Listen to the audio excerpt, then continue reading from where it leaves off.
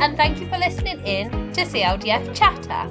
To give you a quick overview, CLDF is a national charity which supports families whose child has a childhood liver disease, and as part of the charity we have a young people's service which provides support to 11 to 24-year-olds living with a liver condition. The Young People's Service has an online group called Hive and Hive Plus on Facebook, which enables members to connect online and share experiences. I am the Young People's Digital Engagement Officer at CLDF. Today we would like to give a warm welcome to Stuart, who is now a junior doctor and has previously been supported by the charity and would like to talk a little bit about his journey. So hi Stuart, it's lovely to have you on the podcast today. Would you like to give our listeners a brief summary about yourself and your liver condition? I'm Stuart, I'm 28 years old and I have sclerosing cholangitis, also known as PSC, along with a couple other things, but started when I was 7 and wasn't diagnosed until a few months later when I was 8, and then we got put in touch with CLDF and they've been a massive help for, I'd say myself, but my parents as well.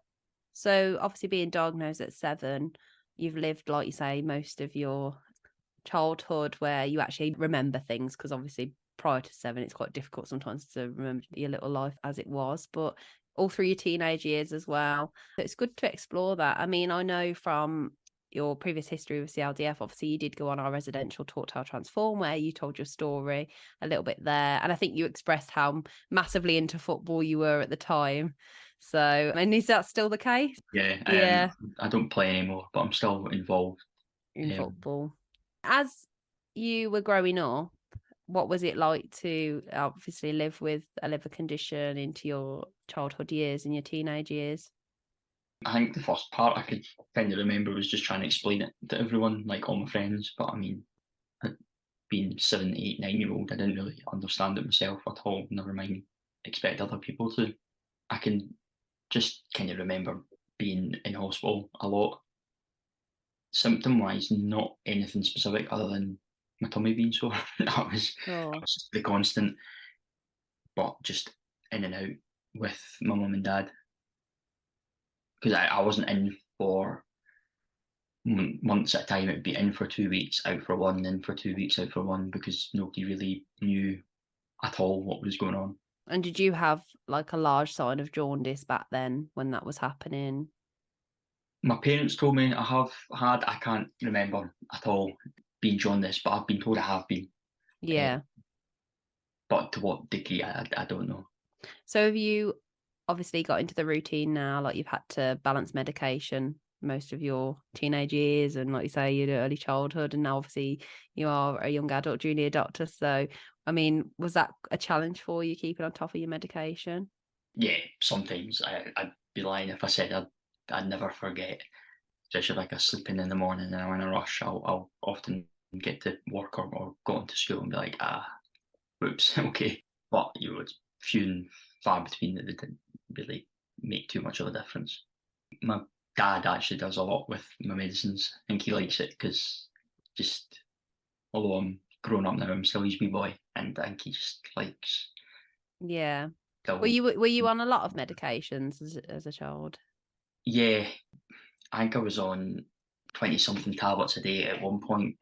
I can't remember the exact number. I'm not on that amount anymore, but I do remember a point where it was a lot to take, yeah, like you say, and manage and keep on top of. It's good that your parents were on hand with you and overseeing that with you.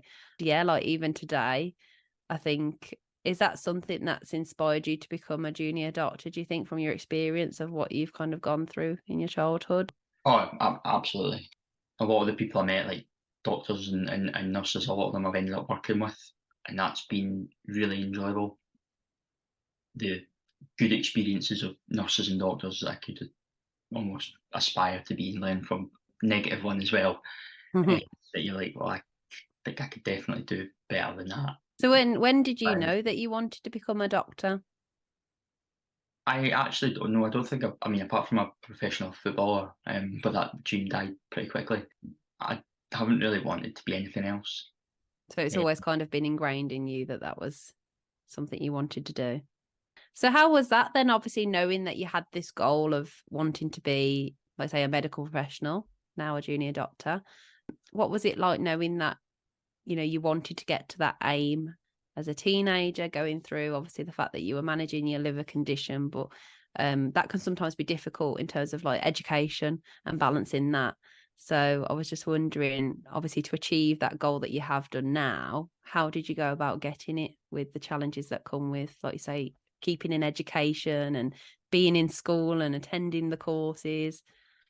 I mean, it was also at times it was absolutely fine, but in the majority of the time it was fine. But there were obviously times where if I had a flare up or I was off, just with a cold, and it took me a bit longer than most to bounce back. You did find yourself a bit behind and having to catch up. But like from primary school all the way through to now, everyone, like supervisors, bosses, and like have all been absolutely brilliant. I mean, I remember primary school, the head teacher came in and visited me and brought me stuff so that I could try and keep up while I was in hospital. And just little things like that, little one-to-one sessions with tutors when I was at uni, just to help me get more of a brief, quick run through of everything that's been talked about and stuff, and get any questions I have out and answered, made a big difference, I think. Yeah. You've still managed to do it, like you say, at your own pace. I mean, when you applied to university, did you take like a year before the actual course to like get access into university, or was you accepted straight away? I went straight from school to uni, but I didn't go straight into medicine. I did what was called pre-medicine. So you did a year of the life science course. Okay. Which was, loads of people that were just doing sort of biology degrees and drug discovery degrees in the first year. And if you got a average grade of a B at the end of the year, then you could then go into first year medicine. And I think there was loads of different criteria that could be met to get into that. And mine was that I'd missed so much school, and it was part of like widening access and people that had some difficulties in their youth and to get into university. Like you say, they've given you that opportunity to still get onto the medical course by doing that. Was it just a year and a year extra? Yeah. Neither of the courses were easy, but medicine's definitely a bit more 100 mile an hour. It definitely helped in the sense of that I wasn't also adapting to being at uni. You'd got that like settling year where you were getting used to everything. And even like you say, getting used to academic writing and doing the course is just hard in itself, never mind. I mean, did you live at uni or did you travel? I didn't for my first year. I went to Dundee Uni, which I lived in Forfar at the time, so a half an hour drive. Yeah. And I had friends that I went to school with that went to Dundee Uni, and then also I'd met friends on the course, and so I would, maybe stay there some nights and stuff. So it was just a bit of commuting. But then after that, I lived in Dundee for a couple of years. Oh, nice. Well, it sounds like you had a good balance, like you say, at the time. Was your health all right all the way through uni? Was you okay? Majority of it, yeah, through sort of mid to late high school through uni. I was actually quite lucky. Yeah. Just like you say, regular medication and regular checkups. That's all you kind of had to consider at that time. Yeah, there was maybe like a couple bumps, but nothing major. Nothing a proper inconvenience. Yeah. No, that's good, like you say, because it enabled you to, like you say, complete the course with ease, really. How long was your course in total then to become a junior doctor? So 6 years. 6 years. Including the year at the start, yeah. Some people take years out to do like additional degrees, so but I decided I didn't want to do that, so I kind of just went through med school. Yeah. It's a big achievement, isn't it? Like you say, 6 years of education. So did it go quick? Looking back, yeah. Definitely. Yeah. And how long have you now been working as a junior doctor? So started in 2019. Okay. So 8 months before all the COVID stuff started. Oh, really? Was you working in the peak of COVID then? Yeah, that was interesting. I was going to say, yeah, obviously because of your health as well and keeping safe.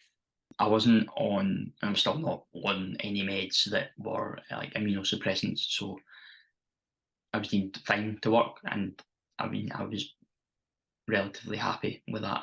Yeah. I didn't volunteer to go on any of the actual COVID specific wards. Yeah. I thought that's maybe not wise, but Yeah. just the general wards where you would see COVID not as frequently. But I didn't really have any problems.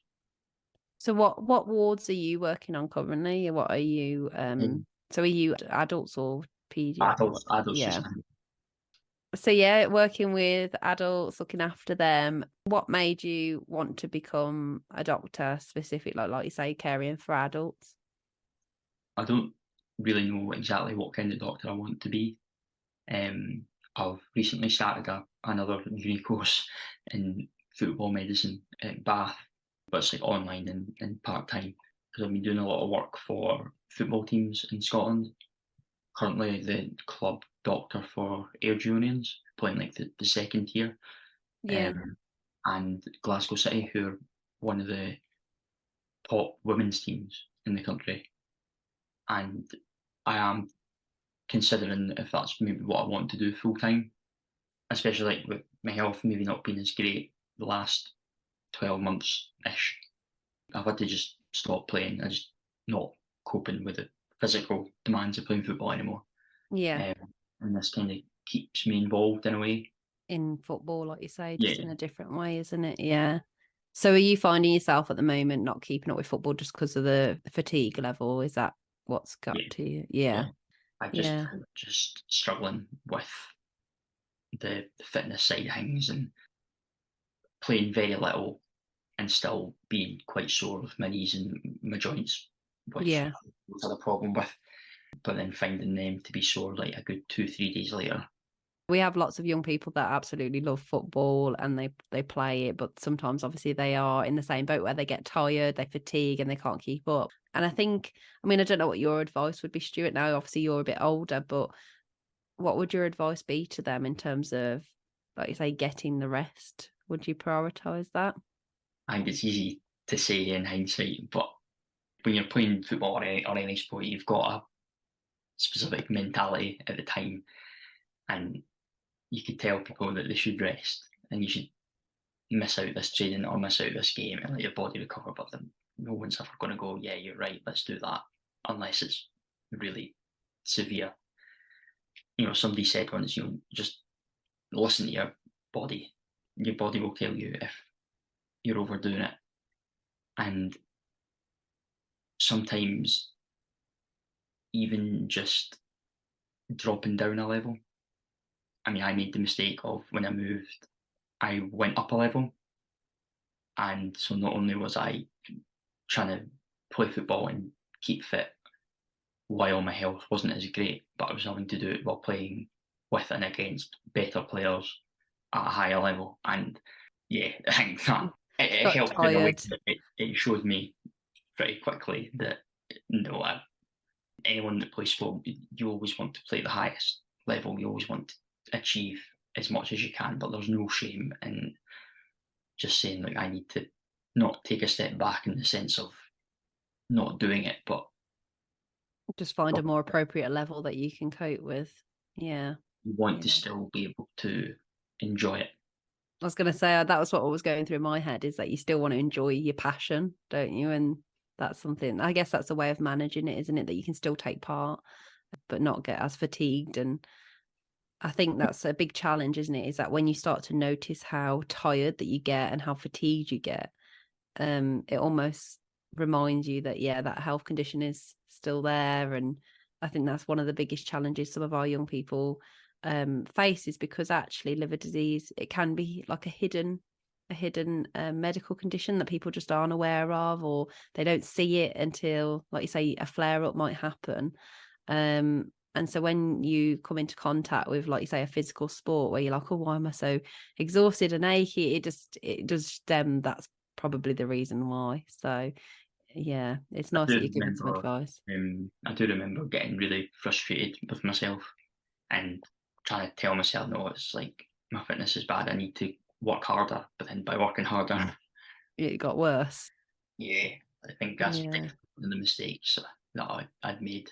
It's one of those, isn't it, that people can take different avenues, and some people can really beat themselves up about it, like, why can't I get to that point? But at the same time, I think it's just about being kind to yourself, and it's something that you enjoy. So try and focus on that you do it to enjoy it, and the levels that you're at. Everybody always wants to be better than what they are, don't they, and go up. So it's nice that you've mentioned, obviously, just stay at a level you're comfortable with, because I think that's some really good advice. You also don't want to lose to your health as well. Like, I mean, growing up and thinking like, yeah, like my health might be bad, but it's not stopping me play football. So I'm winning. Maybe change my attitude to that over the last couple of years, but that's maybe not the right mindset. But I can definitely see why I would have thought like that, maybe, 5-10 years ago. So would you say over the last couple of years you've really noticed like how important it is to maintain your health and put that first? Definitely. Yeah. Has that become more apparent with you being like a medical job? Yeah, absolutely. But I mean, I can't say that that's something that I, sat down one day and like realised. I think that was kind of had to be forced on me by the people around me. But as much as I didn't want it to be right, I kind of had to sit and say, yeah, I mean, it doesn't matter if I want it to be right or not. It is. It is that way, yeah. So if you had like family come to you and say things like, oh, maybe you need to consider this, or cut down on this, is that something that's happened to you in the past? Yeah, and it's a horrible feeling. But again, your illness doesn't really care what your feelings are. You can't change it. It's just that. Do you think it's good that obviously family and friends may have come to you and kind of seen things that you may not have seen? Oh, absolutely. So I think it was my fiance that said it. Like she asked how I was feeling. This was only a couple of weeks ago before I got admitted, and she'd said, "Well, how are you feeling?" And I said, "I mean, I'm feeling all right. I'm not feeling great." And she went, "Yeah, but you've been ill for so long that your level of what's okay and what's maybe not is different from someone else's. So although I'm thinking that, I mean, I definitely felt worse, like that doesn't mean that I'm okay. That could mean I'm quite ill at that point, if that makes sense." Yeah. So I think that's something I've had to do more the last few years, is just listen to others. Yeah. And see kind of what they see as well. Yeah. Because I guess, like you say, I think when you're speaking about the mindset with football, like at one point people do push themselves, and it's not until somebody close to you may identify it and say, actually, I can see that I might be pushing you. You're pushing yourself too much, and it's hard to take that information on, isn't it? Because you're like, well, this is what I want to do. But it's nice that, like you say, in the last couple of years, you've noticed the value of listening to others and ideally looking out for you. Yeah. So And people say, like, listen to your body, or no one knows you like you, but definitely, especially if there's more than one person saying it. That's it. Yeah. Yeah. You start to notice a trend, don't you, of people noticing things about you, and you're like, oh, maybe I need to consider that. But it can be completely difficult. I get that, like you're saying. Yeah. How do you feel now that you've achieved your goal of becoming a junior doctor after all you've been through? And obviously feel happy because I'm where I want to be just now. Like I said, I'm starting my uni course. I've got plenty more goals, I guess, that I'm now trying to work towards. I'm happy. I'm lucky that I managed to get to where I am just now with the limited number of issues I've had. So I guess grateful would be how I feel. Yeah. And do you think goals are important? Is that something that's got you through things when things have been a bit tough, maybe? I think so. Having just something to aim for has definitely just helped keep me moving. And I guess something I've been starting to learn the last couple of years is it's definitely not a race. You don't want to take longer than you want. You want to get things done. You want to keep moving. You want to achieve things as quickly as possible. But if I have to take an extra year to finish this uni course, or with my training as a doctor, I need to take a year out, or sorry, take an extra year, should I say, because of my health, then that's absolutely fine. Yeah. Definitely important, but sort of time frames and deadlines and stuff, definitely not as important. Yeah, well, don't be too hard on yourself, like you say, because it's quite nice that you've said that, because ideally it just goes to show that no matter how long it takes, you can still get there. It's just a healthy balance for yourself as well. So I think you've said some really good advice there for people to listen to, because I think that's something that's drilled in from an early age, is that you normally go to school and they'll push you and they'll say, you know, what do you want to do next? What do you want to study? And then I don't know about your experience, Stuart, but some of the biggest things is you get to maybe the sixth former age and they're like, are you going to uni? What are you going to do at uni? Let's write your personal statement. And for somebody with a health condition who may have like had a tricky year, that might not be the right step for them that instant, that, you know, straight into uni. So I think it's one of them that can be a battle for some young people. You might need that time to have a bit of time out to look after your health first before you start the next adventure. But how many years was it? 6 years in total to become a doctor from your university studies. So like you've got there, haven't you, at the end of the day? But yeah, I think you slowly realise as you become an adult and you're managing your own educational choices that you can take time with whatever you want to do to achieve what you want to be. And like you say, you're doing a part-time course even now, aren't you? So that's something that you're balancing along your, like you say, busy lifestyle. If you need extra time with that, I'm sure that's something that you'll be able to honour yourself. But yeah, it's great that obviously, like you say, you've got all these ambitions, but you know, they'll happen when they happen. So yes, thank you for sharing. So obviously, with your experience and the fact that you have become, like say, a junior doctor and you're in the medical field, do you think that your experience with your own liver condition and health has maybe made you a better doctor? I think it's definitely maybe better. I think it's definitely got its pros and its cons. I think being able to almost, you're able to sympathise and be on the same level as patients a lot easier. And I found myself kind of half being able to know what the patient's meaning, or maybe actually concerned about what they're not actually saying, because I've been there and I know that whatever you're in hospital for is your main issue and that's what you're going to ask about. But there's all these other things that are maybe in the background that are maybe playing on your mind that you don't think about asking about or you don't want to ask about. But at the same time, I think it's definitely got its negatives, in the sense of you do sometimes see patients that have even the slightest sort of similarity or thing that you can relate to. And if it's somebody that's maybe older, you think, you know, is this what I've got to look forward to? And Yeah. that could be completely irrational. That could be, you know, totally like one in a million, or outright a daft thought, but it does happen. And you know, they say like, you know, personal and you're working like separate, and you'll be able to function. But I mean, that's impossible to do 100%. Yeah. Gonna say, I guess it can be quite difficult in some aspects where you can relate to somebody, like you say, being an inpatient in a ward for so long, and you know exactly sometimes what that's been like and what they're going through. So, like you say, I guess it comes with its challenges. Liver patients are definitely, I have seen that we have like a handover list, so like if you know everyone that's on the wards for safety things, and I have seen people with my condition. It has made me think, do I want to politely ask if a colleague can see them? Do I want? Yeah. So you're not exposed to like what that could look like as And such. I don't think I ever have. I think I've always just, because it's always just a little voice in your head, but you're able to kind of rationalise it. The voice is definitely there, that Yeah. you don't know what you're going to see or how that's going to play out. And, you know, Yeah.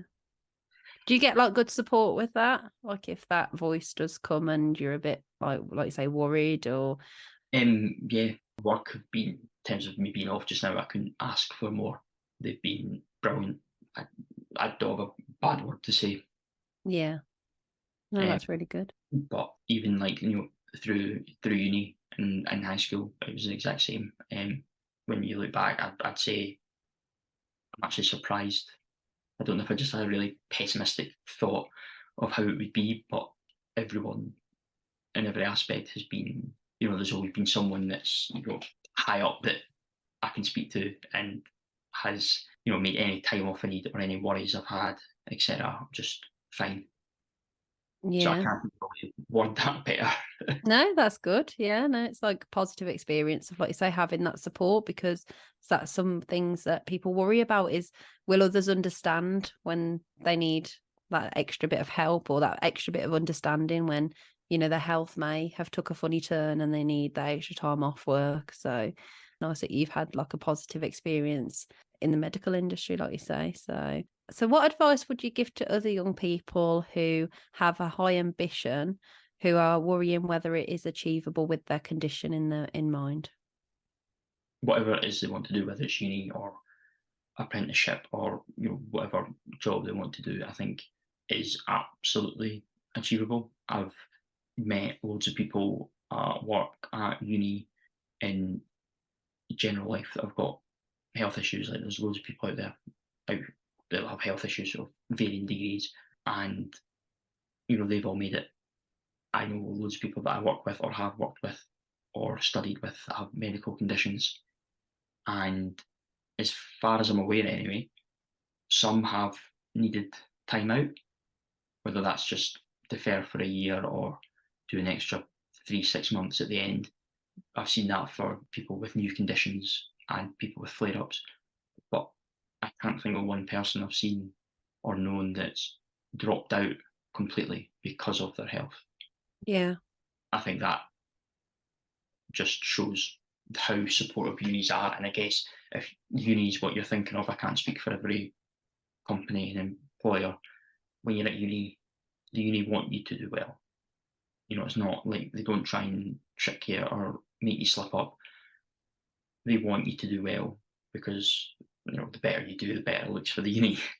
Better for them if you did have struggles and they helped you with it and got you through it. Yeah. And you spoke highly of them for it, then even better for them. So honestly, I wouldn't worry about it. Yeah. No, it seems like you say you've got some good advice in terms of the fact that there's many that who have got a challenge. It might be, like you say, they've had to have some time out for health, or it could be other reasons, but it's still achievable. And I think that goes really well with what you said earlier, like try not to put timeframes on things because you can still achieve it no matter how long it takes. So no, that's some good advice. Thank you. So, Stuart, obviously, I'd like to thank you for coming on and sharing your experiences today. And obviously, it's great news that, you've managed to succeed and get to where you are. And, all the challenges that you face along this way, you've still managed to get to your goal. And even with your football, like you said, you've been honest about that and said it might be the case at the moment that you are fatiguing more. So you might be looking at other ways to get into football. And that's something else, isn't it? That with your qualification you may be able to do that. So that's really positive for the future, that you've always got another outlook on things that you can go into no matter what. So I'd just like to say a big thank you. So thank you for sharing. And yeah, it'd be lovely to catch up with you in the future again soon. Thank you. Thank you. For those that are listening in, it's lovely that you've joined us on CLDF Chatter. I am the Young People's Officer, so if you do need any support from listening to this podcast, or there's any concerns that you may have or advice that you might need, please do contact us on Hive, our online Facebook group chat, or you could email ypo@childliverdisease.org, or alternatively you can call us on 0121 212 3839, and we look forward to hearing from you.